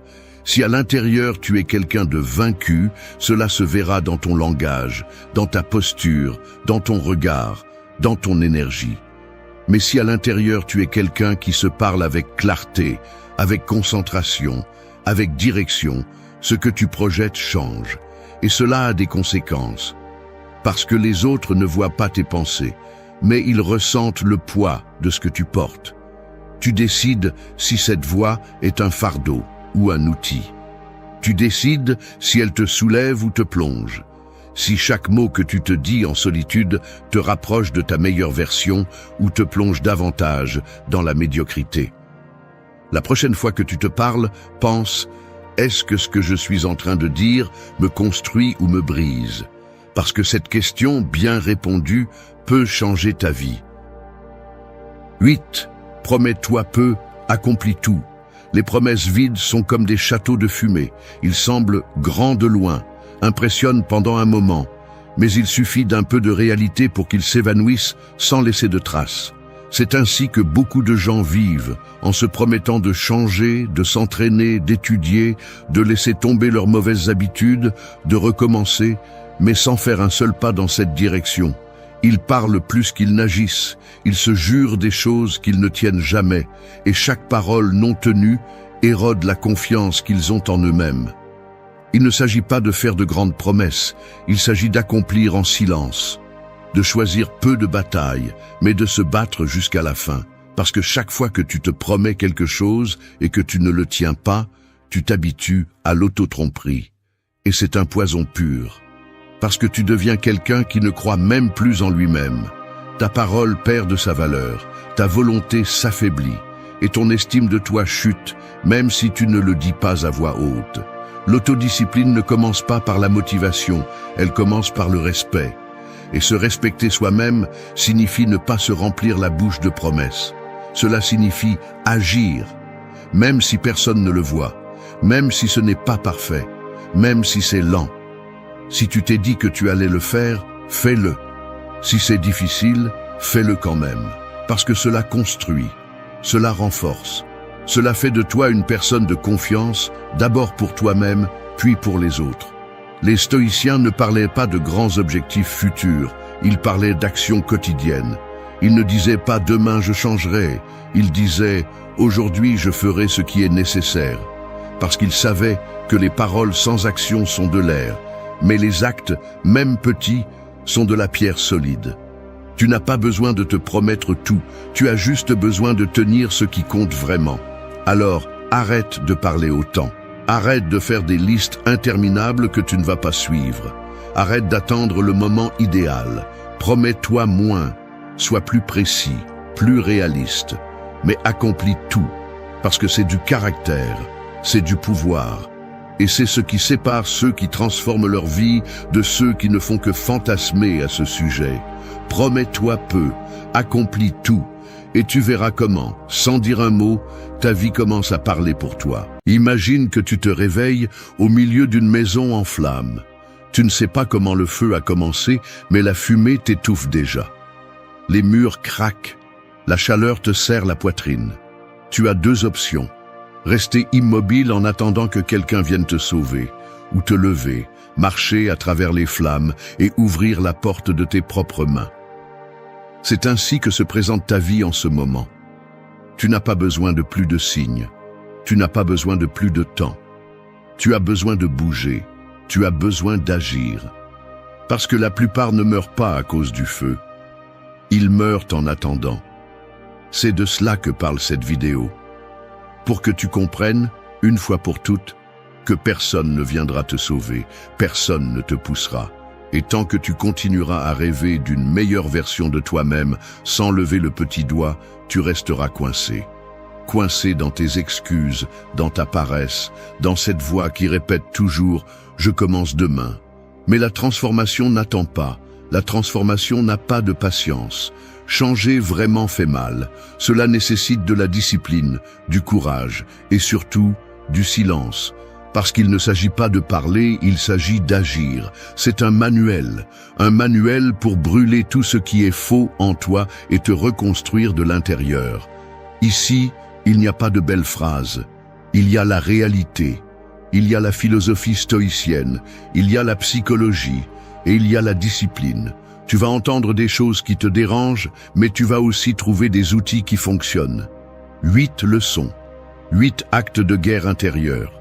8 façons de prendre le contrôle de la seule chose que tu peux vraiment contrôler, toi-même. Mais que cela soit clair, cela ne sert à rien si tu ne fais que regarder. Cela sert si tu le pratiques. Cela sert si tu as les couilles ou la volonté de faire ce qu'il faut faire. Non pas pour être parfait, mais pour cesser de vivre à moitié, prêt à sortir du feu. Alors commençons. 1. Arrête de dormir comme si tu étais immortel. Il y a des gens qui marchent dans la vie comme s'ils avaient un contrat signé avec l'éternité, comme si quelqu'un là-haut leur avait garanti qu'ils vivraient 100 ans. Ils se réveillent tard, sans hâte, sans intention, et gaspillent le temps comme s'ils en avaient à revendre. Ils sont comme des soldats endormis au milieu du champ de bataille, attendant que l'ennemi ait la courtoisie de ne pas attaquer. Mais la vie n'attend pas. La vie n'est pas gentille. La vie ne te demande pas si tu es prêt. Elle avance simplement. Et toi, si tu ne te réveilles pas, si tu ne t'actives pas, tu restes en arrière. Pire encore, tu t'éteins en vie, sans que personne n'ait à te tuer. Dormir comme si tu étais immortel est une forme passive de suicide. C'est permettre au jour de t'échapper comme de l'eau entre les doigts, tout en te convainquant que demain sera différent. Mais ce ne sera pas le cas, parce que demain ne te transforme pas, ce que tu fais aujourd'hui te transforme. Et il ne s'agit pas seulement du sommeil littéral, bien que ce soit aussi le cas, parce que si tu te réveilles à 10 heures, à 11 heures, sans but ni ordre, tu perds déjà la première bataille de la journée. Mais il y a aussi un type de sommeil plus profond et plus dangereux, le sommeil mental. Celui où ton esprit est éteint, déconnecté, anesthésié par la routine, par le téléphone portable, par la nourriture, par les excuses. Ce sommeil est celui qui a volé le plus de vie. Les stoïciens disaient que nous devions vivre comme si la mort marchait à nos côtés, parce qu'elle marche. Et non pas pour te faire peur, mais pour te rappeler que tu es vivant. Tu veux une vie pleine de sens? Alors tu ne peux pas vivre comme si tu avais tout le temps du monde, parce que tu ne l'as pas. Chaque minute qui passe est une minute de moins, et si tu ne fais rien avec elle, elle devient vide, en culpabilité, en regret. Se réveiller tôt n'est pas seulement une belle habitude pour se sentir productif, c'est un acte de rébellion contre la médiocrité. C'est dire au monde que tu es ici pour faire quelque chose de ta vie. Et au-delà de l'horloge, c'est se réveiller avec intention, avec présence. C'est ouvrir les yeux et se demander « Qu'est-ce que je vais construire aujourd'hui ?» Parce que si tu n'as pas de réponse, si ta première pensée au réveil est automatique, paresseuse ou négative, tu as déjà mal commencé. Il faut briser le cycle, et pour cela tu as besoin de structure, de routine, de discipline. Il ne s'agit pas d'être parfait, il s'agit d'arrêter de vivre comme si tu étais éternel. Lève-toi quand tu as dit que tu le ferais. Ne cherche pas la motivation, cherche le respect. Respecte ton temps, ta vie, ce que tu peux devenir. Parce que dormir comme si tu étais immortel, c'est manquer de respect à toi-même, à ton potentiel, à ton but. Et si en ce moment même tu penses « c'est que je n'ai pas d'énergie », alors tu dois revoir ce que tu fais le reste de la journée. À quoi donnes-tu ta force? Qu'est-ce que tu consommes qui t'affaiblit? Avec quoi nourris-tu ton esprit et ton corps? Parce que se réveiller avec du feu s'entraîne aussi. Ce n'est pas de la magie, c'est une conséquence. Celui qui sème l'ordre récolte la clarté. Celui qui dort avec un but se réveille avec du pouvoir. C'est la première étape pour te transformer. Arrêter de dormir comme si tu avais un lendemain garanti. Parce que tu ne l'as pas. Tu as ce jour, cette heure, cet instant. Et ce que tu en fais définit tout le reste. Réveille-toi. Pas seulement du lit. Réveille-toi de cette vie tiède et automatique qui ne te mène nulle part. Parce que si tu ne le fais pas, personne ne le fera pour toi. 2. Entraîne ton corps comme ton premier acte de respect. Ton corps est le cheval qui te mène à la guerre. Tu peux avoir le cœur le plus courageux et l'esprit le plus clair, mais si le corps se brise, tu n'iras nulle part. Imagine un guerrier essayant de traverser le désert avec une bête faible, mal nourrie et non entraînée. Peu importe combien de vision il a, il n'ira pas loin. Il en va de même pour toi.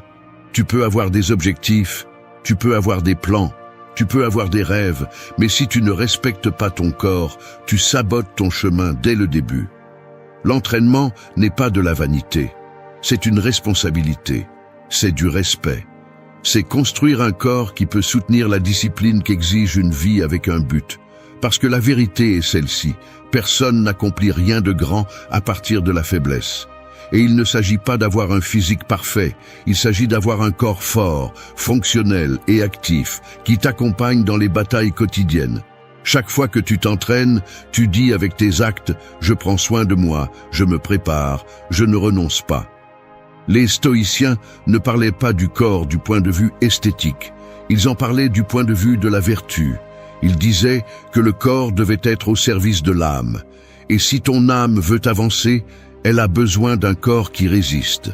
L'entraînement t'apprend quelque chose que peu de choses dans cette vie peuvent t'apprendre avec autant de clarté. Que tout se gagne avec la répétition, avec la sueur, avec la présence. Que rien qui vaille la peine n'est immédiat. Que la douleur n'est pas un ennemi, c'est un maître. Et que ta force se construit lorsque tu arrêtes de faire ce qui te provoque et que tu commences à faire ce qui est nécessaire. Beaucoup de gens disent qu'ils n'ont pas le temps de s'entraîner, mais ils ont le temps de se plaindre. Pour manger des ordures, pour passer des heures devant un écran.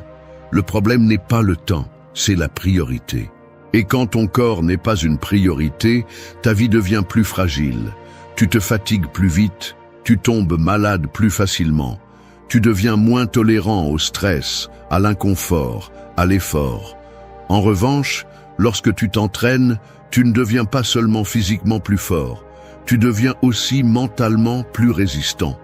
parce que tu apprends à ne pas céder, à ne pas négocier avec toi-même, à rester ferme quand tout en toi veut t'abandonner. S'entraîner, c'est dire « je suis ici pour me battre ». C'est regarder la douleur en face et ne pas reculer. C'est te lever quand le corps est lourd, quand l'esprit doute, quand les excuses crient. Et pourtant, tu bouges, tu portes encore, tu pousses encore. Parce que ce moment où le muscle brûle et l'esprit veut t'arrêter, c'est le même muscle que tu vas utiliser quand la vie te tombera dessus et que tu devras rester debout. Tu ne t'entraînes pas seulement pour la santé ou le physique, tu t'entraînes pour la vie, pour ce que tu ne vois pas venir, pour ce qui va faire mal, pour ce qui va exiger de toi tout ce que tu as. Fais de l'entraînement une partie non négociable de ta routine, que ce soit ton temple, ton terrain d'entraînement, ton premier acte de respect pour la vie que tu veux construire. Parce que si tu ne peux pas maîtriser ton corps, comment espères-tu maîtriser tes émotions, tes pulsions, tes décisions ? La force commence là, dans cette première bataille contre la paresse, contre le « je n'ai pas envie », contre le « mieux demain ». Chaque répétition est une déclaration. Chaque goutte de sueur est une promesse tenue. Chaque entraînement est une brique de plus dans la construction de ta nouvelle version. Alors, ne réfléchis pas trop. Bouge, fais-le. Et souviens-toi de ceci. Le corps que tu négliges aujourd'hui, c'est la chaîne qui te traîne demain. Mais le corps que tu entraînes aujourd'hui, c'est l'arme avec laquelle tu combats pour ta liberté. 3. T'es le monde 1 heure par jour. Imagine que tu habites à côté d'une autoroute. Voiture qui passe, klaxon, cris, sirène, chaos constant. Après un certain temps, tu arrêtes de l'entendre. Tu penses que tu es en silence, mais tu t'es simplement habitué au bruit. Et c'est le problème. Le bruit ne disparaît pas, il te rend juste insensible. C'est ce qui se passe aujourd'hui avec ton esprit. Tu te réveilles et tu as déjà un écran devant ton visage. Notifications, vidéos, messages, voix étrangères remplissant ta tête avant même que tu puisses penser par toi-même. Et ensuite, tu te demandes pourquoi tu ne peux pas te concentrer, pourquoi tu ne sais pas quoi faire de ta vie, pourquoi tu te sens anxieux tout le temps. Faire taire le monde n'est pas un luxe, c'est une nécessité, c'est une défense, c'est un acte de rébellion à une époque où tout le monde crie et personne n'écoute. 1 heure par jour sans bruit externe est plus puissante que n'importe quel conseil, parce que c'est seulement dans le silence que tu commences à vraiment t'écouter. Tu commences à découvrir ce que tu ressens, ce que tu évites, ce que tu réprimes. Le bruit cache tout cela. Il le couvre, il l'endort, et tu continues à réagir, à commettre les mêmes erreurs, à répéter les mêmes schémas, sans te rendre compte que tu ne t'arrêtes jamais. Tu ne respires jamais. Tu ne te déconnectes jamais du monde pour te reconnecter à toi-même. Les stoïciens le savaient depuis des siècles. Le silence faisait partie de leur discipline. Marc Aurèle écrivait ses pensées avant l'aube, seul, au calme. Sénèque recommandait des espaces de solitude pour penser clairement. Épictète enseignait que sans contrôle de l'esprit, il n'y a pas de liberté. Et tu ne peux rien contrôler si tu es constamment exposé au bruit de tous les autres. Parce que chaque opinion, chaque tendance, chaque critique façonne ta façon de penser sans que tu t'en rendes compte. Et tu finis par vivre une vie qui n'est pas la tienne. Penser des idées qui ne sont pas nées en toi. Réagir comme une marionnette aux stimuli d'un monde qui veut seulement ton attention, pas ton bien-être. 1 heure de silence par jour peut sembler peu, mais c'est une pratique extrêmement puissante. Il ne s'agit pas seulement d'éteindre le portable, c'est éteindre le monde, c'est t'asseoir avec toi-même, sans musique, sans écran, sans distraction. Et oui, au début ça dérange, parce que dans le silence, apparaissent les voix intérieures, apparaissent les vérités que tu évites, mais la clarté apparaît aussi. La direction, la force, c'est dans cet espace que tu peux penser avant d'agir, ressentir avant d'exploser, décider avant de réagir. Le silence n'est pas vide, le silence est un outil de pouvoir. Pendant cette heure, tu peux écrire, tu peux méditer, tu peux simplement être. Ne cherche pas à faire beaucoup, cherche simplement à être. être présent, te demander honnêtement comment tu vas, ce que tu as besoin de changer, ce que tu ignores. Parce que si tu n'as pas une heure pour toi, pour t'écouter, pour organiser ton esprit, alors tu n'as pas le contrôle de ta vie. Les autres l'ont. L'algorithme l'a, le bruit l'a. Et il ne s'agit pas de devenir un moine ou de t'isoler du monde. Il s'agit de récupérer quelque chose que tu as perdu, le contact avec toi-même. Parce que la voix que tu devrais écouter le plus est la tienne. Et sans silence, cette voix meurt étouffée.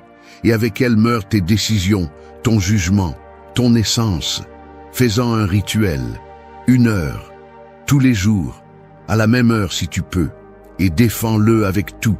Parce que cette heure peut changer le cours de ta vie, elle peut te redonner le contrôle, elle peut te redonner le calme. Le monde ne va pas se taire, mais tu peux décider quand arrêter de l'écouter, parce que c'est seulement quand le monde se tait que tu peux commencer à construire de l'intérieur. 4. Brise la malédiction du « je commence demain ». Le « je commence demain » est comme une porte tournante dans laquelle tu entres encore et encore, croyant que cette fois tu vas sortir, mais tu finis toujours au même endroit. C'est un sort doux, confortable, séduisant. Il te fait sentir que tu fais quelque chose, alors qu'en réalité, tu ne fais rien. C'est comme être assis dans une gare, en attendant un train qui n'arrivera pas, pendant que la vie passe sur la voie d'à côté. Chaque fois que tu dis « je commence demain », tu repousses ton changement vers un futur qui n'existe pas, laissant ta croissance entre les mains d'un jour que tu ne verras probablement jamais. Ce que tu ne commences pas aujourd'hui, tu ne le commenceras pas non plus demain, parce que ce n'est pas une question de temps, c'est une question de volonté. Et si ta volonté est dominée par le confort, par le doute, par la peur, alors chaque jour sera une répétition du précédent. L'habitude de remettre à plus tard est un piège mortel. C'est doux, ça ne fait pas mal au début, mais ça te consume lentement. Ça éteint ta force, ça tue ta confiance. Et le pire, c'est qu'il le fait déguiser en logique. Parce qu'il semble raisonnable de dire « aujourd'hui je suis fatigué, mieux vaut demain ». Il semble compréhensible de dire « j'ai besoin d'être dans un meilleur état d'esprit pour commencer ». Mais c'est un mensonge. La vérité est que l'état d'esprit se construit en commençant. On n'attend pas, on s'entraîne. Les stoïciens enseignaient que le moment présent est la seule chose que nous avons garantie. Épictète disait que repousser le changement est une forme de lâcheté, parce que tu sais ce que tu dois faire, mais tu ne le fais pas. Et ce n'est pas de l'ignorance, c'est de la faiblesse. Et cela s'entraîne aussi, pour le meilleur ou pour le pire. Chaque fois que tu choisis de ne pas agir, tu renforces cette faiblesse, tu lui donnes du pouvoir, tu la rends plus grande, jusqu'à ce qu'elle devienne une partie de ton identité, jusqu'à ce que tu cesses de croire que tu peux changer. Briser la malédiction du « je commence demain » ne consiste pas à faire de grands changements d'un coup.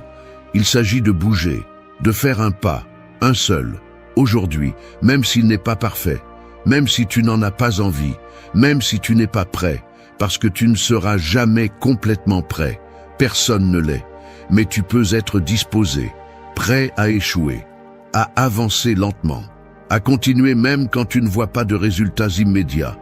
Parce que c'est ce qui fait la différence entre quelqu'un qui transforme sa vie et quelqu'un qui ne fait que rêver de la transformer.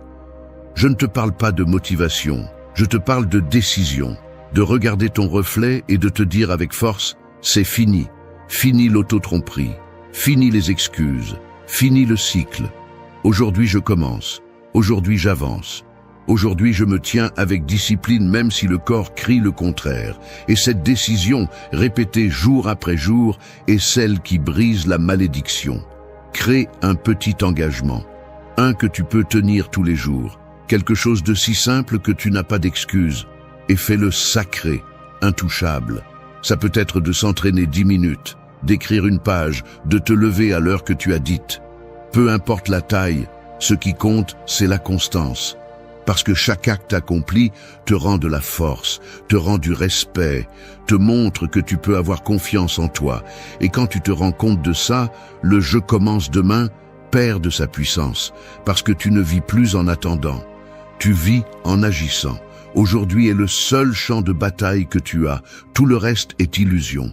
Et si tu ne te bats pas aujourd'hui, tu perds. Pas contre le monde, mais contre toi. Alors brise la malédiction. Fais ce que tu dois faire. Pas parfait, pas spectaculaire. Juste fais-le.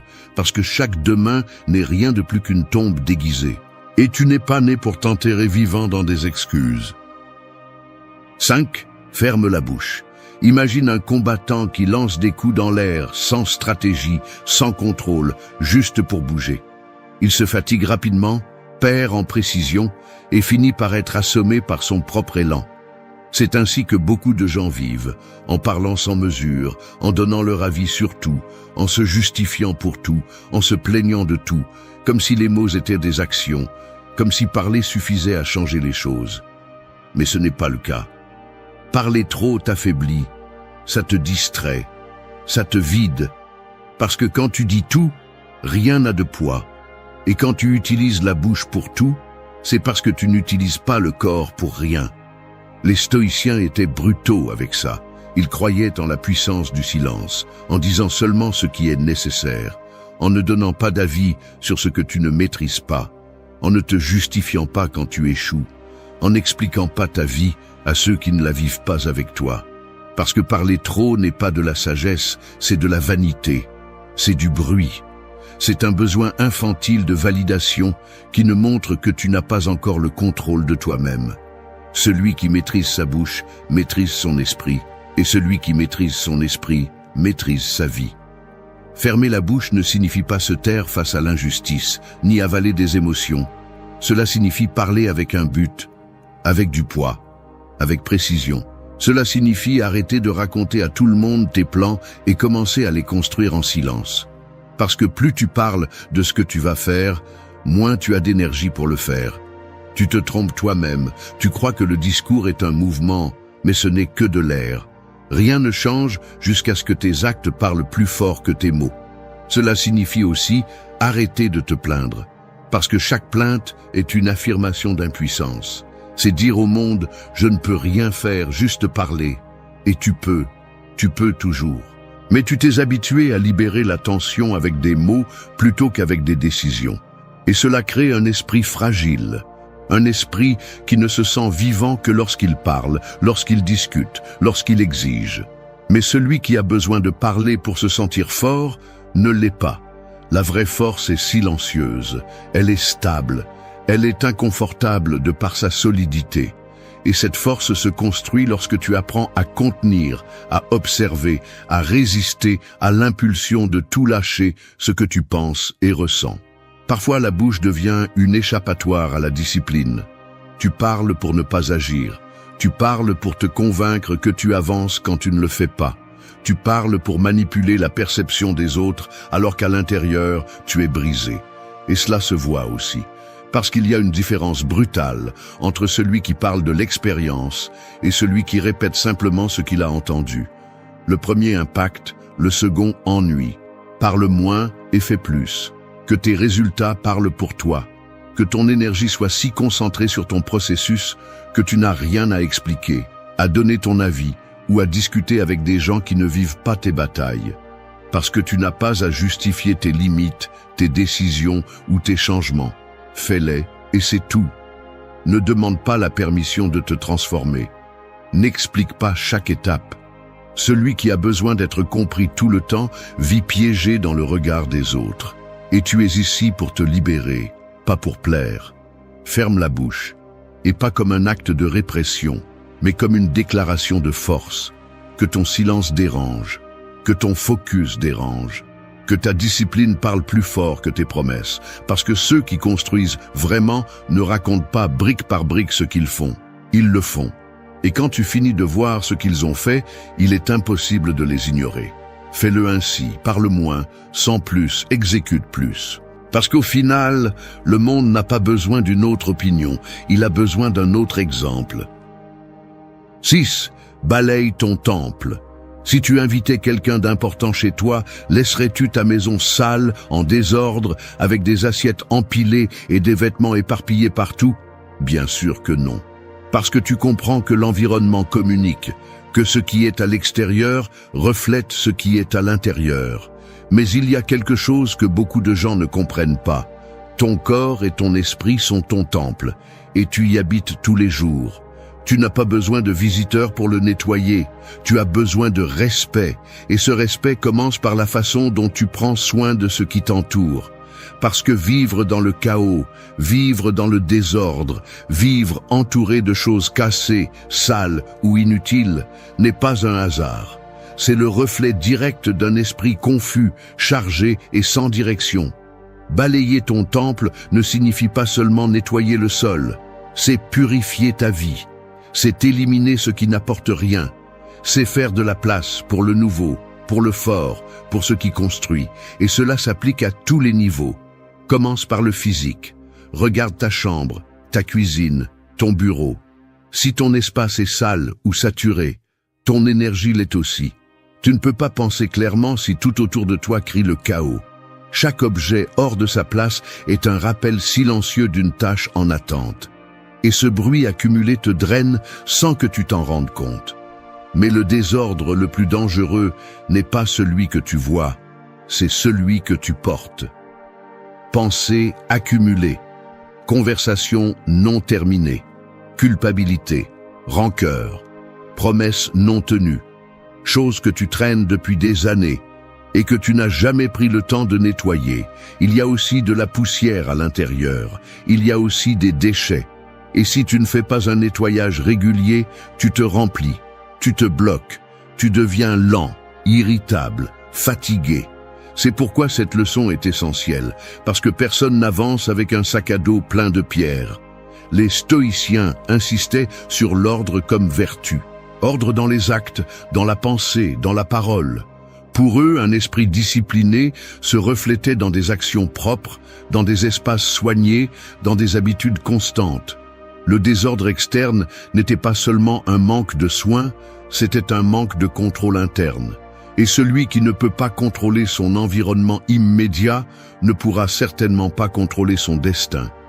Tu ne peux pas changer ta vie si tu ne peux pas changer ta chambre. Parce que tout ce qui est grand commence par quelque chose de petit. Chaque fois que tu nettoies, que tu ranges, que tu organises, tu envoies un message à ton esprit. J'ai le contrôle. Je décide ce qui reste et ce qui part. Et cela, même si cela semble simple, est profondément puissant. Parce que tu entraînes ta perception, ton intention et ta volonté. Tu fais de la place. Et dans cet espace, naît la clarté. Balayer ton temple signifie aussi éliminer les relations toxiques, rompre avec les habitudes qui t'éteignent, arrêter de suivre du contenu poubelle qui t'étourdit, écarter tout ce qui te fait perdre ton focus. Ce n'est pas seulement un nettoyage matériel, c'est une purification mentale, émotionnelle et énergétique. C'est une façon de dire au monde « Je suis prêt pour quelque chose de mieux », parce que personne ne reçoit d'abondance lorsqu'il vit entouré de misère. Personne ne reçoit de clarté lorsqu'il vit dans le chaos. Et personne ne se trouve lui-même au milieu d'un environnement qui le déconnecte. Fais-le avec intention. N'attends pas d'en avoir envie. Ne dis pas que c'est peu de choses. C'est fondamental. Commence aujourd'hui. Balaye ton temple comme celui qui prépare le terrain pour la bataille. Nettoie comme celui qui honore l'endroit où son âme habite. Parce que ton environnement te façonne, te conditionne, te programme. Et si tu ne le contrôles pas, la paresse, la négligence ou la résignation le feront. Transformer ta vie commence par transformer ton espace. Et ton espace se transforme lorsque tu cesses de le traiter comme une décharge et que tu commences à le traiter comme ce qu'il est, le terrain où se construit ta nouvelle version. Alors, n'y pense plus, nettoie, balaye, range et observe comment ton esprit change lorsque tu décides enfin de cesser de vivre au milieu de la poussière et des excuses. 7. Examine ta journée comme un moine stoïcien. Pense à un guerrier qui revient du champ de bataille à la fin de la journée. Son armure est marquée, son corps est fatigué, son esprit agité. Mais avant de dormir, il s'assoit près du feu, nettoie son épée, répare son équipement, revoit chaque mouvement, chaque erreur, chaque décision. Non par culpabilité, mais par amélioration. car il sait que s'il n'apprend pas de la bataille d'aujourd'hui, il est condamné à la répéter demain.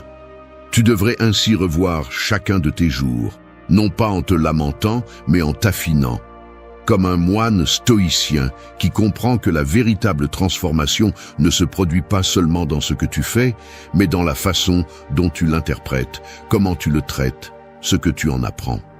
Beaucoup vivent en traînant leur journée comme si elle n'avait pas de poids. Ils s'endorment fatigués, irrités, confus, et se réveillent le lendemain avec le même fardeau, répétant tout en pilote automatique.